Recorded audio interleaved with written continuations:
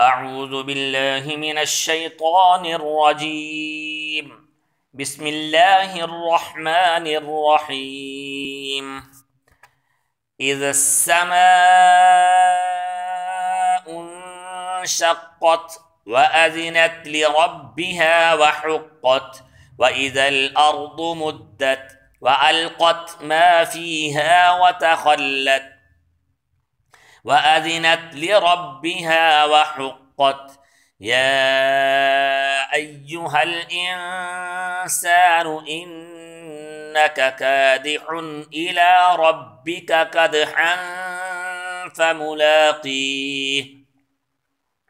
فأما من أوتي كتابه بيمينه فسوف يحاسب حسابا يسيرا وينقلب إلى أهله مسرورا. وأما من أوتي كتابه وراء ظهره فسوف يدعو ثبورا ويصلى سعيرا إنه كان في أهله مسرورا.